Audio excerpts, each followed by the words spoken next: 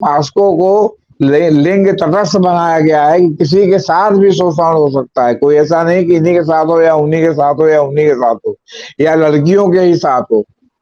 महिलाएं भी महिलाओं का शोषण कर सकती हैं अगर वो लेस्बियनिज्म उनके ऊपर लागू करने लगे, तो ऐसा नहीं कि केवल पुरुष पुरुष का ही मामला है। और ये सब कुश्ती का मसला नहीं है। अगर ईमानदारी से लड़कियां सामने आने शुरू हो जाए तो 70% फेडरेशनों के प्रेसिडेंट और अधिकारी जेल चले जाएंगे। ये फैक्ट है कि लड़कियों की एक्सप्लॉयटेशन कॉमन है इन खेल फेडरेशनों के अंदर। और इसके लिए, और देखिए क्या नेताओं को लोभ है, आप क्यों जाते हो, आप एमपी हो, मंत्री हो, आप फेडरेशनों से आपको क्या लेना देना, खेल फेडरेशनों से आपका क्या लेना देना? ये एमपी जी हैं ब्रजभूषण सिंह जी। जी जी, तो इनके लिए तो ये जो एक्ट है ये ही इन्होंने बिल्कुल ताक पे रख दिया। पुलिस ने, प्रशासन ने, राजनीतिक आकाओं ने, चाहे वो ऊपर से हो या नीचे से हो। एक दूसरी बात मैं और ऐड करना चाहूंगा इसमें कि आजकल जो मीडिया है, मेन स्ट्रीम मीडिया है, उसने इतना गलत और झूठे तथ्यों पर प्रचार किया है इन बच्चियों के खिलाफ कि उससे इनकी जो ख्याति थी, जो मेडलिस्ट थे या जो ये काम करते थे, या जो बच्ची थी जो पहलवानी करती थी, उनकी जो ख्याति थी उसका हनन कर दिया है। बिल्कुल ऐसी टीका टिप्पणी की गई जैसे कि उसके चाचा ने कहा कि ये नहीं हुआ, उसकी ताई ने कहा ये नहीं हुआ, ताऊ ने कहा, वगैरह वगैरह वगैरह करके। तो उन सब लोगों के खिलाफ भी इसी एफआईआर में धारा 23 में उनको मुलजिम बनाना चाहिए, जो कि बिल्कुल तर्कसंगत है और न्याय संगत है। जबकि तो बीजेपी अब जान छुड़ाना चाह रही है, जिस ढंग से इंटरनेशनल प्रेशर है जो फेडरेशन का कुश्ती से रिलेटेड, जिस ढंग से आज क्रिकेट खिलाड़ियों ने भी समर्थन दे दिया, जो 1983 के विश्व कप के जो विजेता थे उनका भी शायद आज बयान आया है। तो ये माहौल अब जो है सिविल सोसाइटी की तरफ भी जा रहा है। अभी तो था कि जैसे लग रहा था कि एक जाति विशेष के, जैसे जाट बिरादरी की लड़कियां हैं तो खाप पंचायत आ रहे थे, लेकिन अब जिस ढंग से अलग अलग ग्रुप से इनको समर्थन मिल रहा है और सरकार को भी लग रहा है कि हमारी बदनामी काफी हो रही है ऐसे मामलों में, तो सरकार तो है फिर अब अपना ब्रजभूषण शरण सिंह से जान छुड़ाना चाह रही है और उनको शायद लगता है मैसेज दे रही है कि हमने जितनी आपकी मदद करनी थी। सेक्शन 29 में जिसको प्रिजम्पशन या अवधारणा कहते हैं, तो ये इसमें लगाया गया कि कोई भी विक्टिम बच्चा अगर किसी प्रकार का भी एलिगेशन लगाता है तो उसको सत्य माना जाने की अवधारणा है।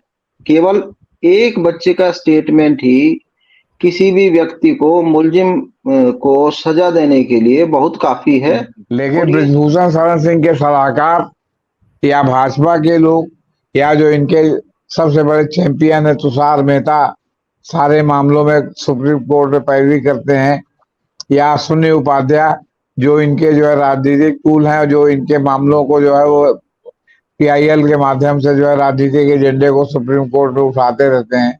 उन्होंने उनको सलाह नहीं दिया, बताया नहीं कि पास्को एक्ट के धारा 29 और 30 में ये प्रावधान है कि बर्डन ऑफ प्रूफ अभियुक्त या आरोपी पर होगा, आरोप लगाने वाले पर नहीं होगा।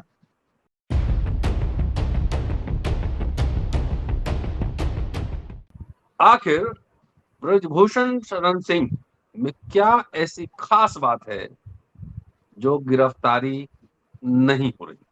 इस सरकार में पिछले 9 साल में अगर गिरफ्तारियों का सिलसिला देखेंगे, चाहे बीमा कोरे गांव का मसला हो, चाहे तमाम बहुत सारे मसले हैं, नाम नहीं गिनवाऊंगा, बगैर कोई प्रमाण के बहुत सारे लोगों की गिरफ्तारी हो गई, छोटे से छोटे आरोप में गिरफ्तारी हो गई।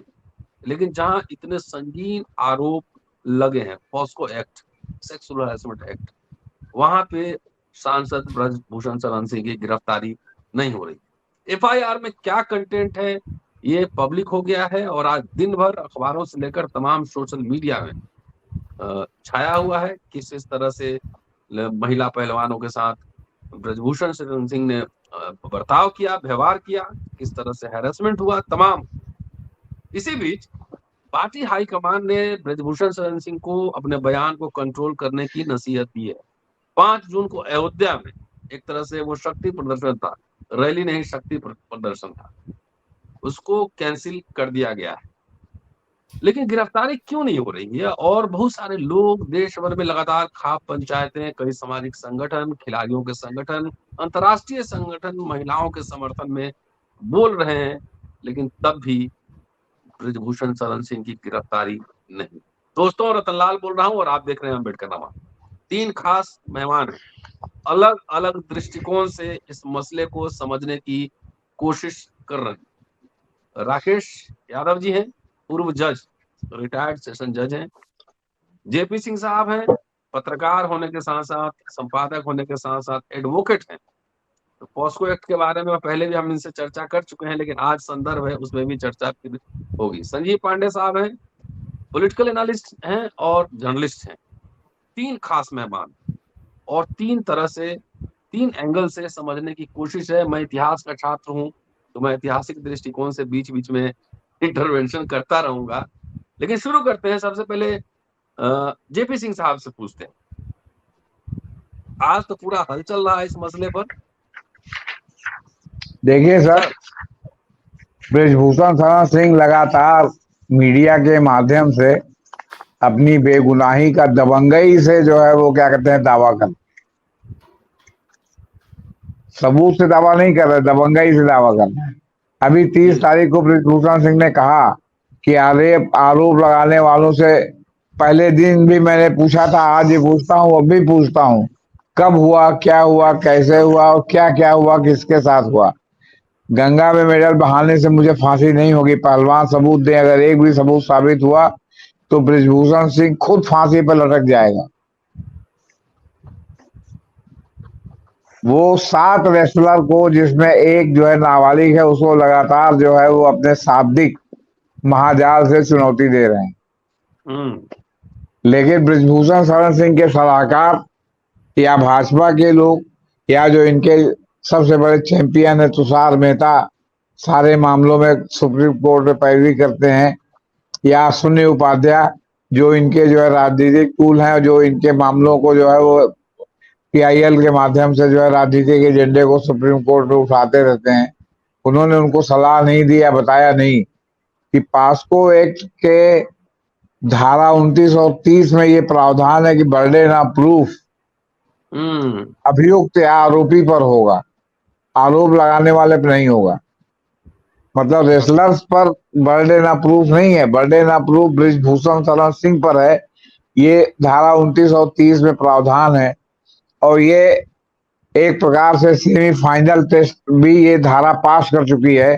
केरल के एक मामले में केरल हाईकोर्ट में इसकी संवैधानिकता को चुनौती दी गई थी और केरल हाईकोर्ट ने कहा कि नहीं, ये पूरी तरह संवैधानिक है और ये किसी प्रकार संविधान के मूल अनुच्छेद, जो मूल अधिकारों का अनुच्छेद है धारा 19 का, किसी प्रकार उल्लंघन नहीं करती।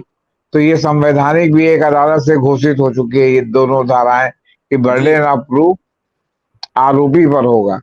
तो वो बताए ना कि इन लोगों ने जो, अब उसके बाद ये कैटेगरिकल आ गया है कि पहले पहलवान ने क्या कहा, नाबालिग पहलवान ने क्या कहा।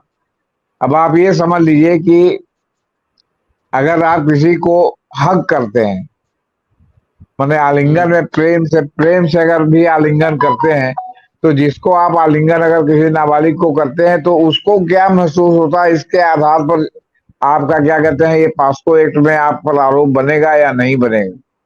आपको लग रहा है कि आप प्रेम से जो है वो क्या कहते हैं प्यार बस आलिंगन कर रहे हैं, उसको लगे कि नहीं आपके आलिंगन में गलत इरादा है, तो पॉस्को के तहत अपराध है और फिर वो आप जो लग जाएंगे और 7 साल की कम से कम उसमें सजा होगी। वैसे तो इसमें सजा फांसी तक की सजा है। तो इसलिए ये और 18 साल तक के लोग जो है बच्चों को, चाहे लड़का हो या लड़की, उनको जो है वो माना गया है, क्या कहते हैं पॉस्को एक्ट में नाबालिग माना है। अब सवाल इस बात का है कि आप प्रॉक्सी वार चला रहे हैं। दिल्ली पुलिस का को देखिए, उन्होंने जो है कल ट्वीट किया कि इनके खिलाफ कोई जो है वो आरोप नहीं मिल रहा है और लड़की बालिग है और 2 साल उम्र छिपाई है। और उसके बाद जब इस बार हंगामा शुरू हुआ तो पुलिस ने अपना ट्वीट वहां हटा लिया, ट्विटर से अपना ट्वीट पुलिस ने हटा लिया। फिर ये जो आपका इनका जो अयोध्या में रैली होने वाली थी वो कैंसिल नहीं हुई है। अयोध्या के प्रशासन ने उस रैली की परमिशन नहीं दी है। अच्छा। तो इन्होंने इज्जत बचाने के लिए कैंसिल कैंसिल कर रहे, परमिशन ना देने से आपका ना होना और आपका अपने से कैंसिल करना, दोनों बहुत ही अलग अलग दो चीजें हैं। बात है, दो बात है जी। हाँ, और उन्होंने परमिशन इसलिए नहीं दी कि क्योंकि देखिए अब इसमें आपको एक उत्तर प्रदेश और दिल्ली का भी टकराव बता देते हैं। लगातार योगी जी के छत्री होने के कारण ये कहा जा रहा है कि योगी जी बृजभूषण शरण सिंह के साथ है, जबकि उत्तर प्रदेश की राजनीति का कहना जानने वाले भी जानते हैं कि बृजभूषण शरण सिंह का योगी से 36 का आंकड़ा है। बृजभूषण शरण सिंह केंद्र की गोद में बैठे हुए हैं, योगी की गोद में नहीं है।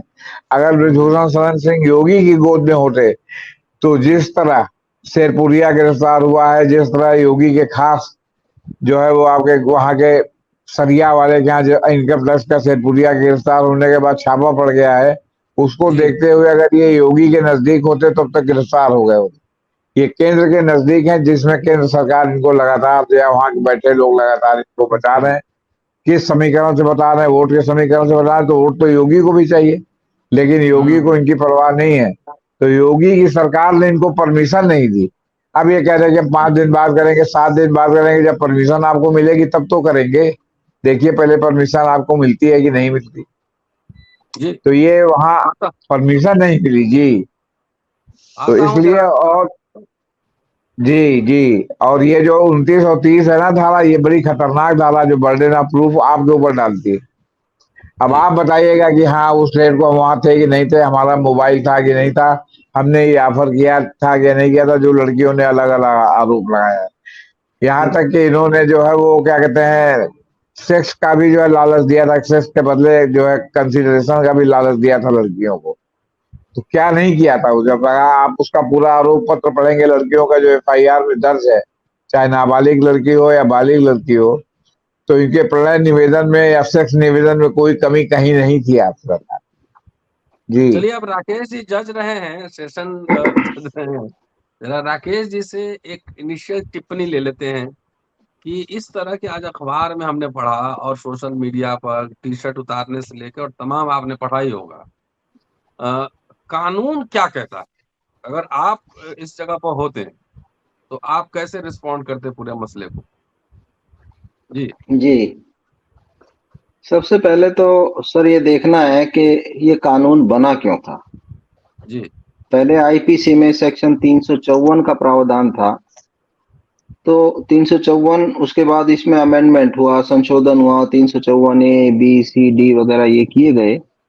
तो जो नाबालिग बच्चे थे उनको लैंगिक हमले से बचाने के लिए ये नया एक्ट लाया गया और इस नए एक्ट में ऐसे प्रावधान किए गए, जैसा कि सिंह साहब बता रहे थे, कि सेक्शन 29 में जिसको प्रिजम्पशन या अवधारणा कहते हैं, तो ये इसमें लगाया गया कि कोई भी विक्टिम बच्चा अगर किसी प्रकार का भी एलिगेशन लगाता है तो उसको सत्य माना जाने की अवधारणा है। केवल एक बच्चे का स्टेटमेंट ही किसी भी व्यक्ति को, मुलजिम को सजा देने के लिए बहुत काफी है और ये सब मुलजिम को साबित करना है कि उसकी जो इंटेंशन थी वो बिल्कुल सही थी।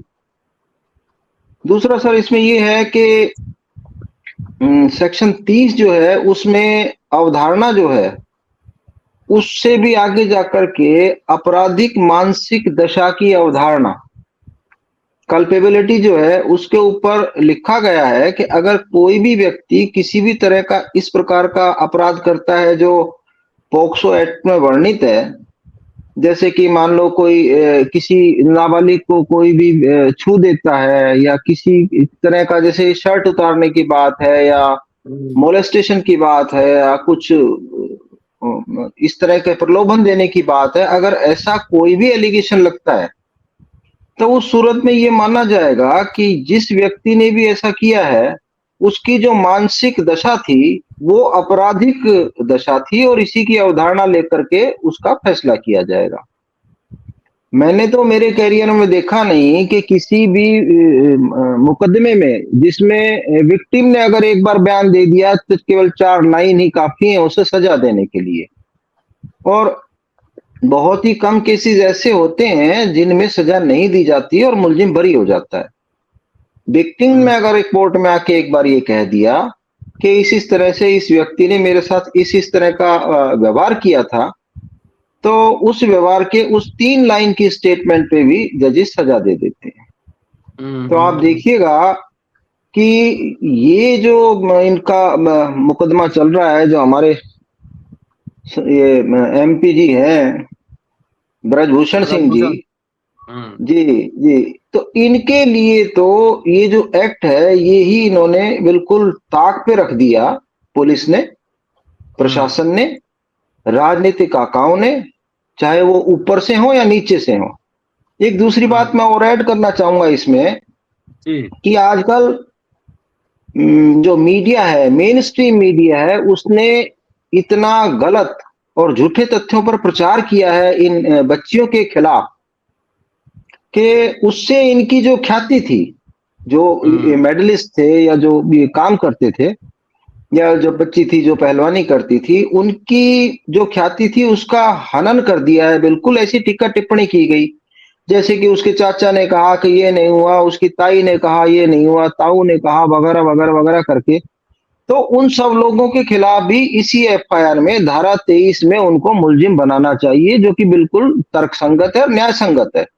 जबकि अब तक उनके खिलाफ ऐसा कोई काम, जी जी जी, मीडिया वाले जो भी ये बोलते हैं या जो भी प्रिंट मीडिया जो छापता है और जिससे इन बच्चों की जो ख्याति है उसका हनन हो रहा है, तो वो भी बराबर के अपराधी हैं। तीसरा सर इसमें दे रखा है सेक्शन 16 में, जिसको हिंदी में जो है दुष्प्रेरण कहते हैं और अंग्रेजी में कहते हैं अबेटमेंट। तो जो भी आदमी किसी भी प्रकार से ऐसा काम करता है, अवैध लोभ जिसको बोलते हैं, उसका अवैध लोभ का काम करके और किसी की भी सहायता करता है जिससे कि इनको न्याय में कोई बाधा पड़े, तो उस सूरत में वो सब व्यक्ति भी इसके अपराधी हैं। जैसे कि वो बाबा लोग घूम रहे हैं वहां पे यूपी में कि हम इनके खिलाफ करेंगे, तो वो उनकी ख्याति का हनन ही तो कर रहे हैं और उसके साथ साथ ब्रजभूषण सिंह जी का समर्थन कर रहे हैं, जबकि तथ्य उनके पास कोई नहीं है। अभी तक एफआईआर के अलावा किसी की स्टेटमेंट नहीं आई। राकेश जी, आपको आपके स्टेटमेंट को अगर समराइज करें तो जो इनके खिलाफ लगातार जो साधु और मीडिया, गोदी मीडिया वाले बोल रहे हैं, उनके खिलाफ उनको भी एफआईआर में लेना चाहिए। जी, उनके खिलाफ भी कार्रवाई होनी चाहिए। वो एफआईआर दर्ज करें, अलग करें या इसी में उनको बनाए, और जो उस इलाके के जो लोग, हाँ जी, और जो भी ऊपर तक है जो उनको बचा रहा है। दूसरी बात मैं बताऊं कि अबेटमेंट का मतलब है कि एक्ट ऑफ ओमिशन और कमीशन। एक्ट ऑफ ओमिशन का मतलब है किसी को कोई काम करना चाहिए और वो काम नहीं कर रहा है, तो वो भी अबेटमेंट की परिभाषा में आता है। जैसे मान लीजिए हमारे खेल मंत्री हैं, हमारे चीफ सेक्रेटरी है खेल के, उनको क्या स्टेप लेना चाहिए उन बच्चियों के लिए और वो क्या नहीं ले रहे हैं, तो ये भी तो सेक्शन 16 में ही आएगा सर। जी जी जी जी, चलिए नई बात कम से कम हम लोग को पता लगा। संजीव जी, आज कुरुक्षेत्र में आज पंचायत थी, मीटिंग थी, और शाम से ही मैंने देखा सोशल मीडिया में हंगामा है। जी बताएं संजीव जी। वो कुरुक्षेत्र के में जो मीटिंग हुई है खाप पंचायतों की, तो उसमें शायद इन्होंने एक अल्टीमेटम गवर्नमेंट को दिया है कि गिरफ्तारी से कम कोई बात नहीं होगी, ब्रजभूषण सिंह की गिरफ्तारी होनी चाहिए। 9 जून या 12 जून का लास्ट उन्होंने एक डेडलाइन रखा है, और उसमें काफ़ी मतलब कि लंबी इनकी बैठक हुई थी, और उस बैठक में इन्होंने कहा कि गिरफ्तारी से नीचे कोई समझौता नहीं होगा और किसी भी कीमत पर ब्रजभूषण शरण सिंह को गिरफ्तार किया जाए। और कुरुक्षेत्र के अलावा और भी एक मुंडलाना कोई हरियाणा में जगह है, वहाँ भी बैठक हुई है, सोनीपत के आसपास भी बैठकें हुई है।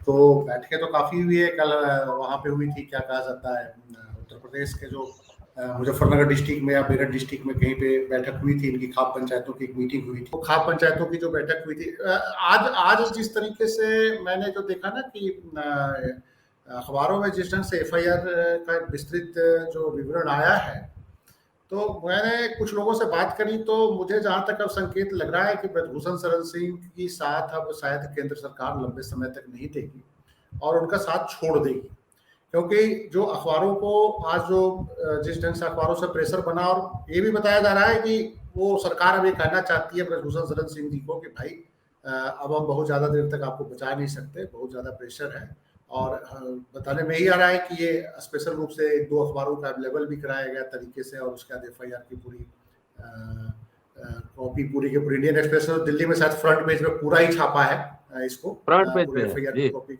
हाँ फ्रंट पेज पे है। तो बीजेपी अब जान छुड़ाना चाह रही है, जिस ढंग से इंटरनेशनल प्रेशर है जो फेडरेशन का कुश्ती से रिलेटेड, जिस ढंग से आज क्रिकेट खिलाड़ियों ने भी समर्थन दे दिया, जो 1983 के विश्व कप के जो विजेता थे उनका भी शायद आज बयान आया है। तो ये माहौल अब जो है सिविल सोसाइटी की तरफ भी जा रहा है। अभी तो था कि जैसा लग रहा था कि एक जाति विशेष के जैसे जाट बिरादरी की लड़कियां हैं तो खाप पंचायत आ रहे थे, लेकिन अब जिस ढंग से अलग अलग ग्रुप से इनको समर्थन मिल रहा है और सरकार को भी लग रहा है कि हमारी बदनामी काफी हो रही है ऐसे मामलों में, तो सरकार जो है फिर अब अपना ब्रजभूषण शरण सिंह से जान छुड़ाना चाह रही है और उनको शायद लगता है मैसेज दे रही है कि हमने जितनी आपकी मदद करनी थी कर दी, अब इससे ज्यादा हमारी कोई मदद नहीं हो सकती। अब ब्रजभूषण शरण सिंह जिस ढंग से अयोध्या का इस्तेमाल करना चाह रहे थे और जिस ढंग से साधु संतों का बयान आ रहा था कि हम एक्ट में ही बदलाव की मांग करेंगे, जो एक्ट लाया गया है, तो ये भी कहीं ना कहीं बीजेपी के अंदर ये मैसेज गया कि ये परेशानी ज्यादा खड़ी हो जाएगी और एक वैसे जगह पे ये सम्मेलन का आयोजन कर रहे हैं जहां ये राम मंदिर का उद्घाटन करने वाले हैं और जिसको ये चुनावी लाभ लेने की कोशिश कर रहे हैं, तो इनको भारतीय जनता पार्टी के लोग कि इसका चुनाव में हम इस्तेमाल करेंगे राम मंदिर का निर्माण का, वहां उससे पहले किस तरह की साधु संतों की बैठक और उस बैठक में इस तरह की डिमांड वो बीजेपी के इंटरेस्ट में जा नहीं रही थी। तो अब मुझे जहां तक जो लग रहा है या जो लोग बता रहे हैं कि ब्रजभूषण शरण सिंह को भाजपा और या केंद्र सरकार लंबे समय तक बचा नहीं पाएगी और इनकी गिरफ्तारी हो सकती है, किसी भी वक्त हो सकती है।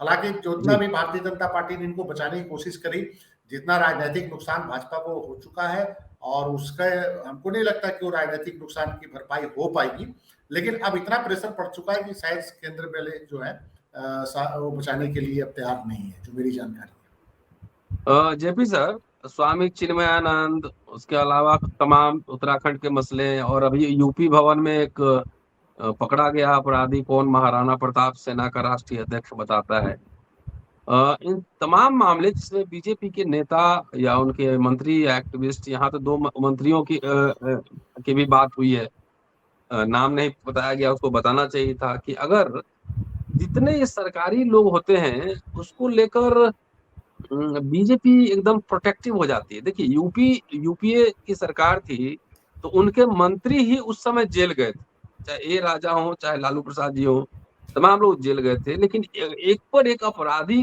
को बचाने के लिए सरकार कैसे एकदम ढाल की तरह खड़ी हो जा रही है, क्या मसला है?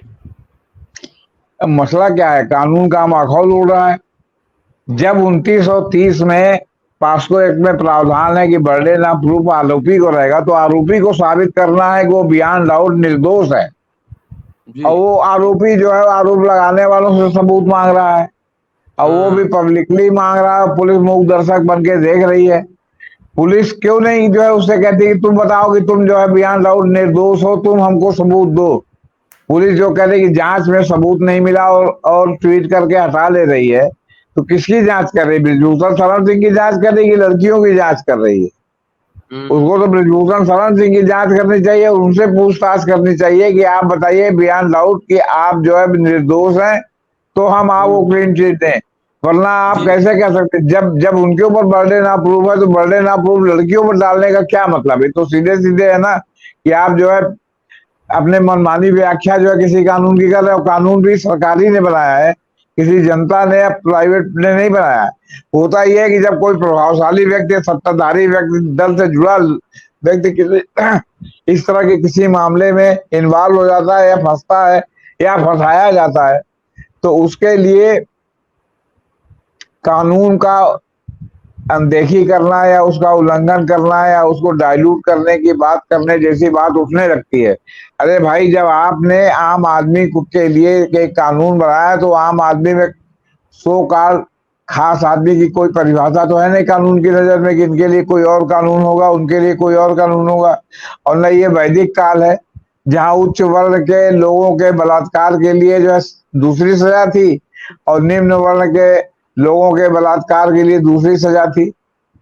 ये जो है प्रोफेसर काने की किताब में जो है जो धर्मशास्त्र का इतिहास में दिया है, उसमें भी बलात्कार उस समय भी होता था, लेकिन उसमें किसी के लिए कोई और सजा थी, जो मतलब उसके हिसाब से उच्च वर्ण और निम्न वर्ण के हिसाब से सजा का निर्धारण था। अगर निम्न वर्ण का व्यक्ति कोई बलात्कार उच्च वर्ण की महिला के साथ करता है तो बहुत कठोर सजा आती है, और अगर उच्च वर्ण का व्यक्ति कोई निम्न वर्ण की महिला के साथ बलात्कार करता था तो उसकी हल्की सजा आती। तो सवाल इस बात का है कि आप कोई वैदिक काल में या आदिम काल में तो है नहीं, आप आधुनिक भारत में हैं। और पास्को एक जो है ये निर्भया का जो कांड हुआ था और उसके बाद एक कोर्ट में मामला साक्षी बनाम आया था। ये साक्षी बनाम यूनियन ऑफ इंडिया 1999 इस सुप्रीम कोर्ट केसेस के 591 पेज पर है कि बाल शोषण से निपटने के लिए आईपीसी की अपर्याप्तता पर प्रकाश डाला था सुप्रीम कोर्ट ने, और इसके आधार पर फिर सरकार ने जो है वो क्या कहते हैं पास्को एक्ट बनाया था। और सुप्रीम कोर्ट ने कहा था कि जो आईपीसी है वो अपर्याप्त है। तब महिला एवं बाल विकास मंत्रालय ने बच्चों के खिलाफ अपराध विधेयक का मसौदा परिचालित 2009 वो किया, और 2009 में शुरू हुई कानून बनाने की प्रक्रिया जो अंत में पास्को अधिनियम बन गई। तो सवाल है उसमें जब है कि बर्डन ऑफ प्रूफ आप गए, तो अभी तक आप बताइए बर्डन ऑफ प्रूफ में ये तो दूसरों को ललकार रहे, इन्होंने क्या दिया कि हम कैसे निर्दोष हैं। जी जी हाँ जी, तो इसमें अगर ये अपने को निर्दोष नहीं साबित करते तो ये दोषी माने जाएंगे। जैसा जज साहब ने बताया कि एक बार आरोप लग गया और अगर अगले ने अपने को निर्दोष साबित नहीं किया बियॉन्ड डाउट, तो फिर ये माना जाएगा किसने ऐसा किया है। बच्ची का बयान ही पर्याप्त है, कब था, कहाँ था, रात था, दिन था, सवेरे था, दोपहर था। और जिस तरह बलात्कार और इस तरह के मामलों में क्लास एग्जामिनेशन होते हैं उसका इस मामले में पास्को एक्ट मामले में कोई महत्व नहीं है, क्योंकि पहले से यह सुनिश्चित किया गया है कि बच्चों को जिनके लिए पास्को एक्ट लगेगा उनको जलील करके कोर्ट में पूरे मामले को पटरी से न उतारा जाए। जी राकेश जी जी, जेपी सिंह साहब कह रहे हैं, चाहे हम लोग भी समझ रहे हैं, जिस तरीके से देख रहे हैं लगातार 23 अप्रैल से उसके पहले जनवरी में भी, कि वाकई लगता है कि कानून का माखौल ही उड़ रहा है। Show me your face, I will show you the rules. एक बात और है कि इस तरह के केसेस में जनरली होता है कि जो विक्टिम होते हैं उसका नाम उजागर नहीं किया जाता है। अगर एफआईआर में जो लोग हैं ना, जो विक्टिम है, लेकिन अभी दिल्ली महिला आयोग के अध्यक्ष स्वाति मालीवाल है, उन्होंने डीसीपी को एक नोटिस भेजा है इस मामले में। कानून क्या कहता है इस तरह के मसलों में? जी सर, बहुत साफ शब्दों में बताऊं आपको कि ये इसलिए किया गया है कि जो महिला या जो हमारी बच्चियां हैं, अगर उनका नाम उसमें दे दिया जाता है तो उनका जो आगामी कैरियर है अपनी जिंदगी का वो बिल्कुल बर्बाद हो सकता है। और इसी वजह से सुप्रीम कोर्ट ने इसकी जो व्याख्या करते हुए कहा कि इनका नाम नहीं लिखा जाएगा, इनकी जो प्रोसीडिंग्स होगी वो इन कैमरा प्रोसीडिंग्स होंगी, मतलब कि कोई व्यक्ति उस समय कोर्ट रूम में ना हो, और इनकी जो ट्रायल करेंगी वो जहां तक हो सके महिला जज करेंगी। और हरियाणा में तो लगभग सब जगह महिला जज ही इसके ट्रायल करती हैं। तो ये इतना सेंसिटिव मैटर है, इस सेंसिटिव मैटर की तो इज्जत करना तो दूर, इसकी तो धज्जियां उड़ा दी हैं इन्होंने। अगर कोई भी व्यक्ति किसी का भी नाम उजागर करता है, किसी भी विक्टिम का, तो वो भी सजा का हकदार है।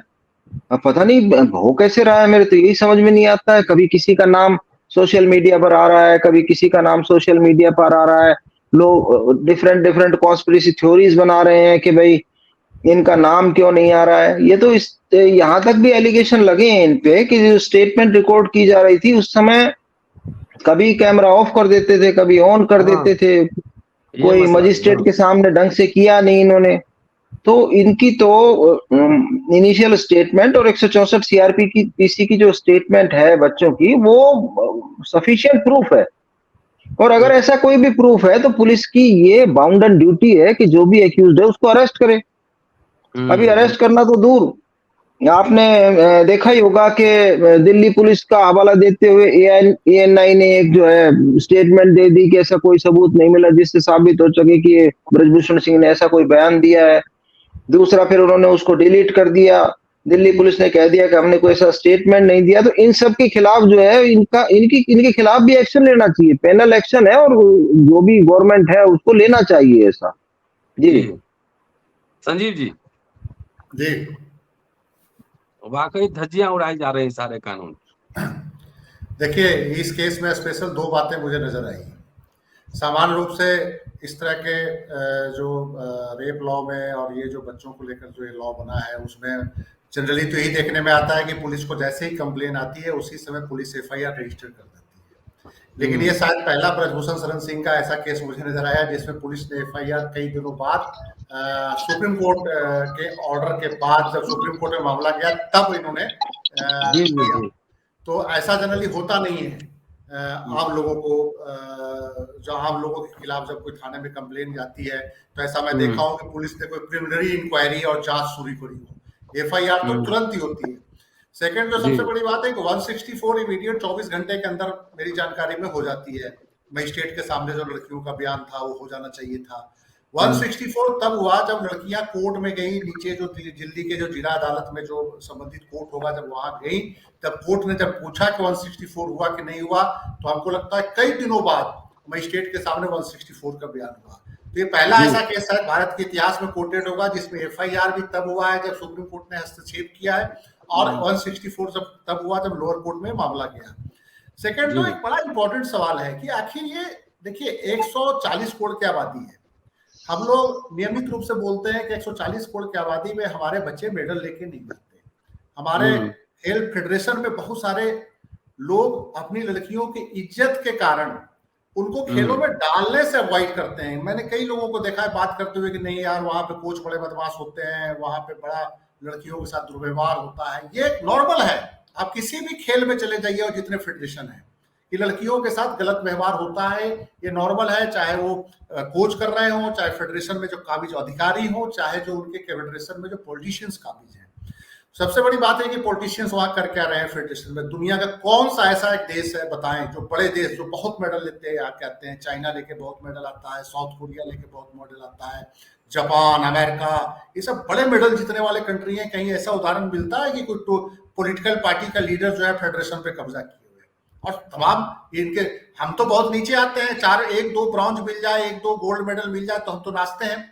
अब इन बंदों ने पीछे, इन बच्चों ने पीछे रिकॉर्ड तोड़ा। भारत के लिए एक इज्जत और प्रतिष्ठा बढ़ी कि नहीं भारत भी अब मेडल ला सकता है। हालांकि ये बड़ी दिलचस्प बात थी, वो मेडल भी मोदी जी कंधा थपथपाने लगे कि मैं जब आया तो मेडल आना शुरू हो गया और मेरा दिन है कि मेडल आ गया। हालांकि वो पहलवानी का एबीसीडी जानते हैं कि नहीं जानते हैं मुझे नहीं पता, लेकिन दावा तो वही करते हैं कि मेडल मैं ही लेके आया हूँ।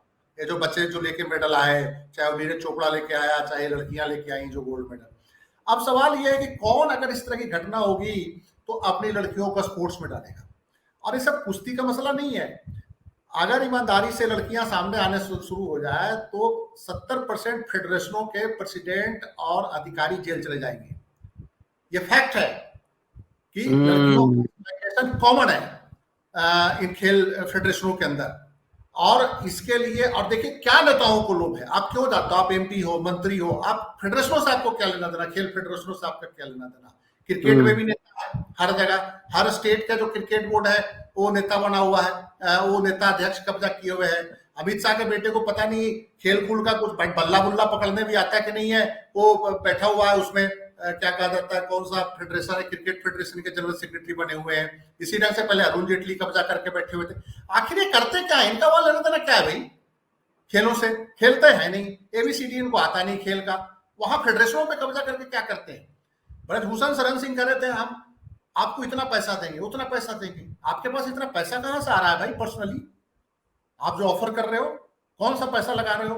या तो फेडरेशनों से आप 2 नंबर की कमाई कर रहे हो, फेडरेशनों का पैसा लूट रहे हो आप लोग बैठ के, और नहीं तो कहीं और से आपकी कमाई आ रही है। आपका क्या लोभ है कि फेडरेशनों पे आप कब्जा करके बैठे हो? पॉलिटिशियंस पूरे देश भर में आप चले जाइए, जो नकारे पॉलिटिशियंस है जो सत्ता में आता है वो फेडरेशन पे कब्जा करके बैठ जाता है। ये एक बड़ा इंपॉर्टेंट मसला है। और देखिए पहले भी मैंने आपको बोला था कि 50% फेडरेशनों में सेक्सुअल हरासमेंट कमेटी नहीं है। ये इंडियन एक्सप्रेस की रिपोर्ट आई, क्यों नहीं है? कई फेडरेशनों में ऑलरेडी जांच चल रही है, इंटरनल जांच चल रही है, उसको दबा दिया जाता है। पीछे कोई क्रिकेट में भी कोई कंप्लेन आया था कि लड़कियों का एक्सप्लॉइट किया गया। तो ये जो एक स्थिति बनी हुई है ना कि जिस ढंग से पॉलिटिशियंस का इंटरफेरेंस रोका जाना बहुत जरूरी है। देखिए ब्यूरोक्रेट जवाबदारी होती है, वो नौकरी पेशा होता है। वो अगर फेडरेशन पे अगर बैठा हुआ है तो उसको अपनी नौकरी की भी चिंता होती है। आईएएस हो, आईपीएस हो, कई फेडरेशन में आईएएस आईपीएस भी कब्जा किए बैठे होते हैं। ये पॉलिटिशियंस तो समझते हैं कि हम तो कानून के मालिक हैं, और जिस ढंग से राजनीति का प्राधिकरण 1990 के बाद हुआ, तो कहते हैं कि हम तो जो भी अपराध कर देंगे हम बरी भी हो जाएंगे, चाहे हम हत्या कर लें, चाहे हम रेप कर दें, चाहे बलात्कार करते हैं, हमको तो कोई पूछने वाला है नहीं। तो सबसे पहले तो इंपॉर्टेंट बात, अब ब्रजभूषण शरण सिंह की बेशर्मी देखने वाली है। इतना होने के बावजूद अभी तक फेडरेशन की राजनीति से भाग नहीं रहे। वो कह रहे हैं कि ठीक है भैया, हमारे ऊपर बदनामी हो गई, मैं अब इस फेडरेशन की पॉलिटिक्स नहीं करता। फेडरेशन को अभी भी अपने कंट्रोल में रखना चाह रहे हैं। तो ये एक देखने वाली बात है। तो चलिए एक आखिरी सेगमेंट में आते हैं। एक आखिरी सवाल आप सभी से। संजीव जी बहुत ही गंभीर बात कह रहे हैं कि भाई लड़कियों को भेजने से डरते हैं, कोच से लेके फेडरेशन पे सब लोगों का कब्जा, हैरेसमेंट का चक्कर होता है। तो ज्यादातर उसमें लड़कियां भी हिंदू हैं, फेडरेशन के अधिकारी भी हिंदू हैं, अध्यक्ष भी हिंदू हैं, कोच भी हिंदू हैं, सब लोग हिंदू हैं ज्यादातर। अभी कल मोहन भागवत साहब का बयान आया है, अगर आप देखेंगे नागपुर में एक प्रोग्राम था और बयान आया है कि इस्लाम सिर्फ भारत में सुरक्षित है। इसमें बहुत सारा उपदेश दिए हैं प्रबंधन को लेकर, मुसलमानों को लेकर। लेकिन इस तरह की घटनाएं जब होती हैं तो मोहन भागवत, आरएसएस, चाहे बजरंग दल, चाहे जो कुछ भी हो, वो हिंदू लड़कियां ही हैं सब, इस पे बयान नहीं आता है। इनका दर्शन क्या कहता है ये भी सर? देखिए सर, इनका दर्शन क्या कहता है ये सब जग जाहिर है। इन लोगों के खाने के दांत और हैं, दिखाने के दांत और हैं। ये जैसा संजीव भाई ने कहा कि लड़कियों को भेजने की बात है, भाई साहब यहाँ तो लड़कों का भी शोषण होता है। आखिर पास्को एक्ट में 18 साल के बच्चे लड़के भी क्यों शामिल किए गए हैं? 18 साल के उसमें थर्ड जेंडर, जिनको किन्नर कहा जाता है, उनको क्यों शामिल किया गया है? मतलब ये कहीं ना कहीं तो जो है होमोसेक्सुअलिटी का भी जो है इसमें एंगल है कि नहीं है, आप जो बता रहे हैं। तो क्यों सेक्सुअलिटी, बाइसेक्सुअलिटी नहीं है, होमोसेक्सुअलिटी भी है, और इसमें लड़के भी शामिल हैं, वो भी शामिल हैं। दूसरी बात, इसमें केवल पुरुष ही दोषी नहीं है, वो जो महिला अधिकारी भी जो ऊपर स्टाफ से नीचे से ऊपर तक बैठी है, उनकी पसंदगी नापसंदगी क्या है, ये भी बहुत मायने रखती है। और ये भी सब उसी तरह के अपराध में इन्वॉल्व है, खुद इन्वॉल्व है या कहीं सप्लाई करने के जो है मतलब उसमें इन्वॉल्व है। आप बता रहे पूरा मामला देखिए, अगर आप समाज शास्त्रीय रूप से, केवल कानूनी रूप से देखेंगे कि केवल जो है कि मैंने सेक्स अपराध है, केवल भोजन में थाई भोजन और तमाम भोजन करेंगे तो सेक्स भी भोजन की तरह ही शरीर के लिए इंपॉर्टेंट है, इसको आप ध्यान में रखेंगे तो आपको हमाम में बहुत लोग नंगे मिलेंगे। आप बता रहे एक तो पूरा संगठन ही है जिसके बारे में जो है मतलब इस तरह की जो है मतलब धारणाएं समाज में बिल्कुल प्रचलित हैं। आप विश्वास नहीं मानेंगे, बलिया में जहां मैं रहने वाला हूं, वहां जो है पहले हम लोग जब विद्यार्थी जीवन में थे तो वहां कोई संघ की शाखा में जाने का नाम नहीं लेना चाहता था, क्योंकि जहां किसी ने नाम लिया कि वो संघ की शाखा में जाना जाता है, वहां उसको एक विशेष उसमें वर्ग में मान लिया जाता था। अब समझिए, मैं स्कूल के नहीं कहना चाहता, आपसे बता। आज की डेट जैसा है कि जो लोग अपने को गे कहने में बड़ा गर्व की अनुभूति करते हैं, तो उस समय अगर गे किसी पर चस्पा लग जाए तो उसकी सामाजिक अवमानना या अवमूल्यन इतना ज्यादा होता था कि वो समाज में कहीं खड़ा होने लायक नहीं रहता था। आपको बता, और बलिया में तो कहते हैं बोले बलिया पूरे बिहार में है फलाना सिंह के, फलाना पाणे के, फलाना चौबे के लौंडा हाँ लौंडा है, हाँ समझ लीजिए।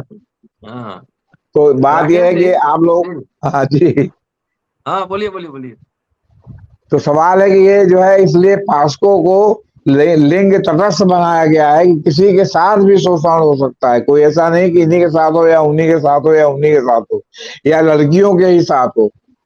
महिलाएं भी महिलाओं का शोषण कर सकती हैं अगर वो लेस्बियनिज्म उनके ऊपर लागू करने लगे। तो ऐसा नहीं कि केवल पुरुष का ही मामला है। जी।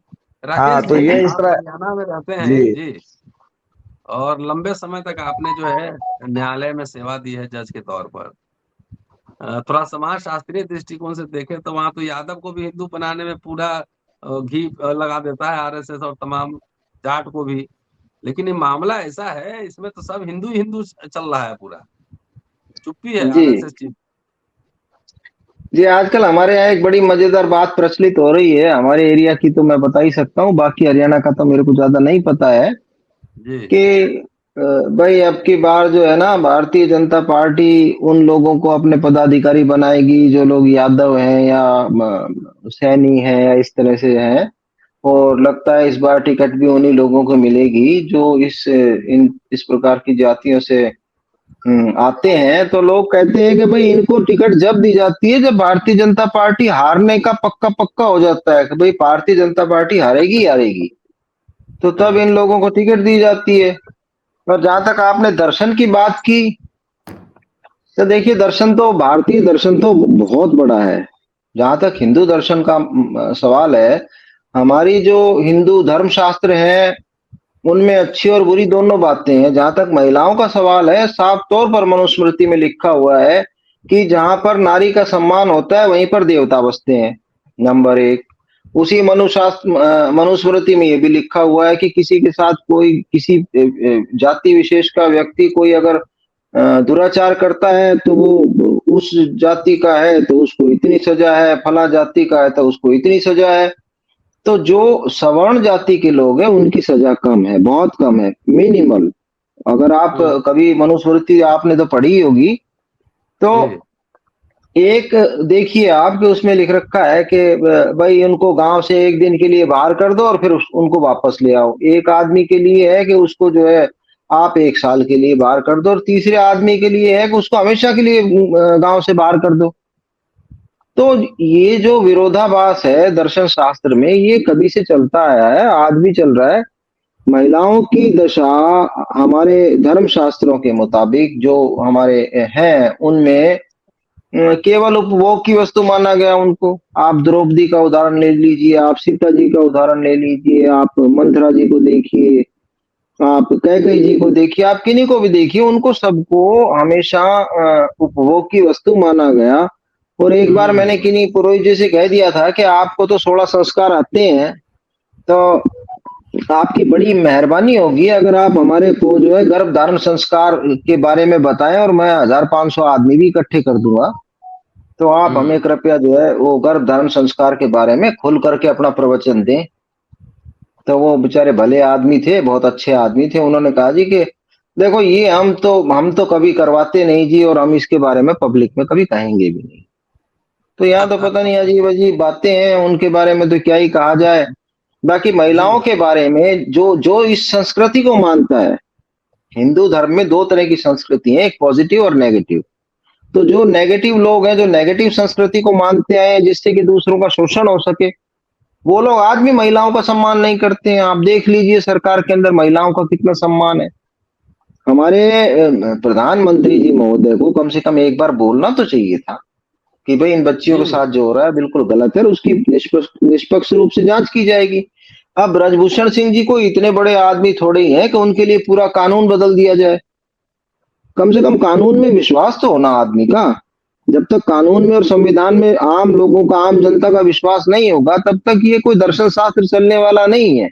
ये खुद ही अपने दर्शन शास्त्र को जो है नेस्त नाबूद करने में लगे हुए हैं। यही तो हिंदू धर्म के सबसे बड़े दुश्मन ही है।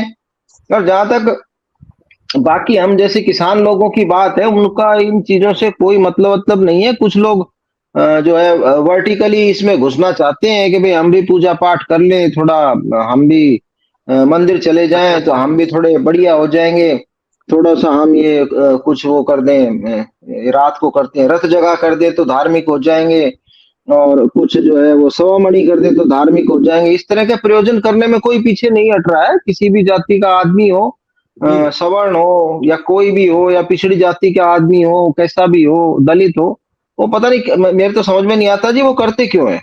और अगर हम कहें तो हमें फिर बड़ा बुरा भला सुनना पड़ता है। तो इसलिए ये ना कहना मेरे लिए ज्यादा ठीक रहेगा। जी संजीव जी, अभी राजस्थान में प्रधानमंत्री जी बड़ा महिला उत्पीड़न पे बड़ा लंबा भाषण दिए हैं अभी 2-3 दिन पहले। लेकिन इस मामले में आरएसएस भी चुप है, प्रधानमंत्री भी चुप है, बीजेपी भी चुप है, लेकिन कुछ बीजेपी के नेता महिलाओं के समर्थन में आ गए। देखिए वो जो समर्थन में आए हैं, जैसे हरियाणा के कुछ नेता हैं, और वो महाराष्ट्र में गोपीनाथ मुंडे की जो दोनों लड़कियां हैं, पंकजा मुंडे और जो सांसद हैं, उन्होंने भी महिलाओं के सपोर्ट किया है। और बीजेपी के अंदर एक अनरेस्ट है, ऐसी बातों पे इसमें कोई शक नहीं है कि, लेकिन वो अनरेस्ट के कुछ कारण भी हैं, कुछ मौका भी देख रहे हैं जो थोड़े से आधार वाले बंदे हैं और जिनको प्रधानमंत्री ने इग्नोर किया है। क्योंकि प्रधानमंत्री जो है कम से कम मजबूत नेताओं को भी कहते हैं कि हमारे सामने दंडवत हो, और वो जो दंडवत नहीं होते उनको किनारे जिनको लगाया गया है तो मौका ताड़ रहे हैं। जैसे गोपीनाथ मुंडे के दोनों बेटियों को इन्होंने किनारे लगाया, उनकी बेटी ऑलरेडी पीसीएम की वहाँ कैंडिडेट थी। हरियाणा में विजेंद्र सिंह ने कल कहा था कि हमने विरोध जताया है, लेकिन बड़ा दिलचस्प बात है कि उन्होंने विजेंद्र सिंह ने विरोध किसको जताया है? नड्डा साहब को जताया है। नड्डा साहब की तो कौन पूछता है पार्टी में? नड्डा साहब तो खुद ही बेचारे मुश्किल से खड़े हो पाते हैं, बैठ पाते हैं, सामने उनकी अपनी बात नहीं सुनी जाती है तो उनकी बात अमित शाह और कौन से नरेंद्र मोदी सुनेंगे? विजेंद्र सिंह के अगर इतने ही ज्यादा इस मामले पे बहुत गंभीर थे तो एक चिट्ठी प्राइम मिनिस्टर को उनको लिखनी चाहिए थी और एक गृह मंत्री को लिखनी चाहिए थी, जो दिल्ली पुलिस के मालिक हैं, गृह मंत्री। तो नड्डा साहब से बात कर रहे हैं। नड्डा साहब की पार्टी में उनकी अध्यक्ष तो वहां क्या है? वो तो कुछ नहीं है नड्डा साहब, उनको कौन वहां पर सुनने को राजी है? तो मेरा ये मानना है कि बीजेपी का देखिए मामला सिर्फ ब्रजभूषण शरण सिंह का नहीं है, और भी देखिए ना कई ऐसे आपको उदाहरण मिल जाएंगे। कौन एक सनी देवता के एक महाराज थे, वो लड़की उत्पीड़न में पता नहीं कहाँ भाग गए, नजर ही नहीं आ रहे हैं, उनको पुलिस वाले कह रहे हैं ढूंढ के लाओ, कोर्ट भी करिए ढूंढ के लाओ। दिल्ली में ही था कोई महाराज, शनि महाराज का पूजा करता था, शनि देवता का।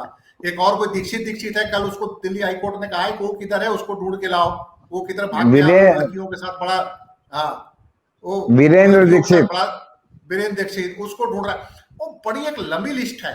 अच्छा एक चीज देखिए, धर्म की जब बात आती है ना, तो धर्म का जब बात आती है तो बेशक धर्म में बड़ी अच्छी अच्छी बातें की जाती है, लेकिन व्यवहारिक बातें तो ये होती है कि जो कट्टरपंथ का लबादा लोड़ा होता है, लबादा उड़ रहा होता है, वो इस तरह के मामलों में वो आम आदमी होता है।